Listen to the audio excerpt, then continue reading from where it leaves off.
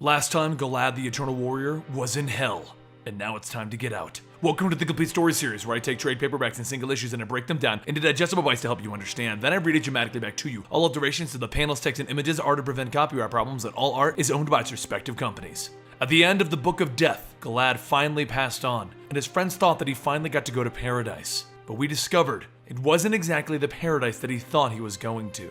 Galad now stands in a place that is beyond the veil of life, a place beyond time, a place full of demons, and a demon tells him that he always comes back. And then he tells the demon that there's a saying back on Earth: if you don't succeed, try again. But before long, he awakens, screaming in his bed, and he realizes he is home. All of his children come to greet him, and then his wife does. And she asks if he'll be staying this time. But with his silence, she knows that he doesn't intend to. As the day turns to night, everyone begins to get ready for dinner except for Galad's oldest son, who is outside firing his bow and arrows. After dinner, it's time for the children to all go to bed, except for Galad. He sits on the bed next to his wife Alina, and she asks him, "How was your trip?"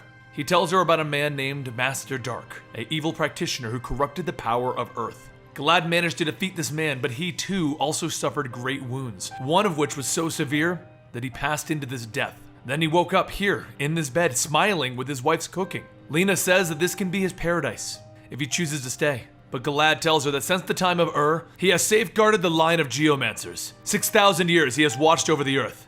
Does he deserve this? Has he finally earned this eternity? Lena tells him that he's only been here for a few hours. Let's not have this conversation turn into this, and the two of them go to bed. The next day, Galad begins to think back to a time where things ended for his family. The moment when the disease took over and they claimed his wife and his children. But now it is time to enjoy what he has, which is his family right here. So he goes outside to play with his children, except for his older child, Caleb. Continues to be on his own firing his bow and arrows. Galad tries to talk to him, but Caleb doesn't care to speak to Galad. He was taken away when he was an infant when Galad was away, and when Galad returned, he chased down the men who stole his child. Caleb told him that he wished that he had stayed with the men who took him. That man was a king, and Caleb grew to love him as a father. Galad says that he's not sure why Caleb is here then, because he doesn't understand everything about this place. But there is one thing that he tells Caleb. Even though he was taken, there was never a moment that Galad wasn't thinking of him, not once in 6,000 years. Caleb tells him to just try and not think about him.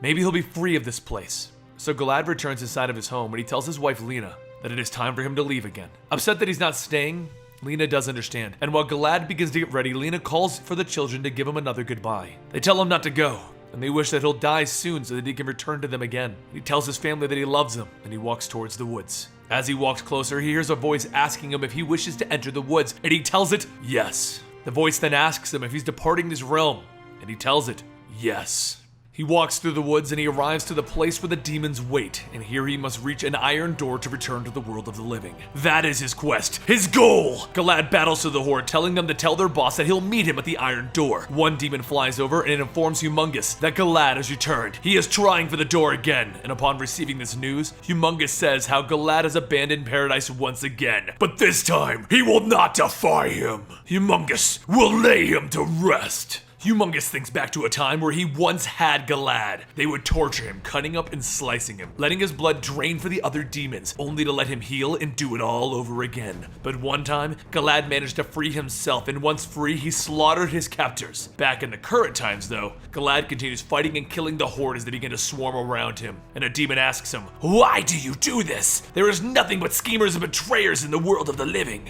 And Galad tells them, "Because there is more good than evil in the world." He then stands on a mount of fallen demons. Then he finishes by stating, "I will never stop fighting for it. So until next time, the iron door awaits me." Galad continues to climb the mountain to the iron door, reciting the words to move into the world of the living. He is Galad Anipad, first of the protectors of Earth, and he renounces his claim on this paradise. Through blood and torment, he accepts the obligation of the living world. But once he finishes climbing and he heads towards the iron gate, he is stopped by Humongous. Galad asks him, "How many times do we have to do this?" "Just this once. Let me pass." Humongous tells him, "That is not in my nature. No more than it is in your nature to not try and earn it." Galad takes out his axe and says, "For the blood and torment then, for life and the world that waits," as he stands to face the towering Humongous. As the flying demon circles around Humongous, he asks if he's happy that Galad is here, and Humongous tells him, "You did well. You will be the first to drink of the blood of Galad." But as the demon continues to fly around, Galad takes out his pistol and he shoots it in the head.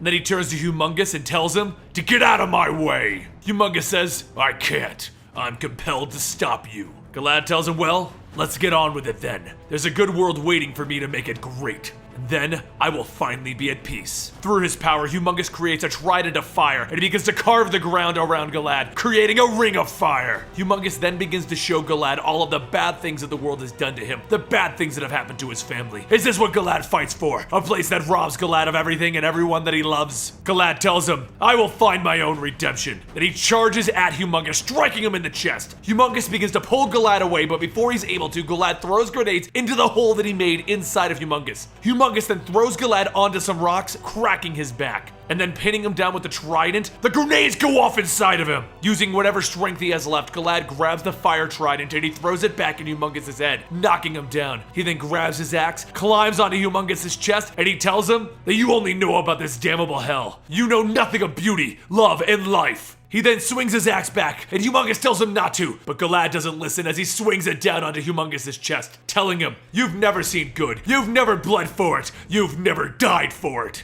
And as he finishes off Humongous, he tells him, that's why you always lose. You have nothing to fight for. And then shortly after that, Galad falls to the ground. It begins to rain around him, and Galad finds his strength, and he begins to pull himself towards the iron door. As he continues, he recites the words that he must speak to free himself of paradise and hell. He will accept the obligation of the world of the living. With fist and steel, he will become the Eternal Warrior. He then begins to wake up, lying down on a medical table. He starts to pull off all of the devices that have been hooked up to him, and he wonders where this place is. He calls out to whoever is watching him, show yourselves! But then he quickly realizes, this is wrong. This isn't where he died. A man in glasses watches Galad from a monitoring room, and he welcomes Galad back to the world of the living quietly to himself. And behind him, another man tells him that the research team has now captured their first batch of resurrection data. The man in the glasses then tells the other man, very well, many more deaths await the Eternal Warrior. He'll never get out of here. Galad can never catch a break, can he? And if you want to read more of this, then pick up the next issues with the links down below. Don't forget, if you want more comic books, we have a manga channel, Comicstorian, where we bring you manga every Monday and Friday. We have a gaming channel, Eligible Monster, where we bring you gaming comic books every Friday. Follow me on Twitter at Comicstorian and Instagram at Comicstorian so we can chit-chat all night long, and I'll see you later.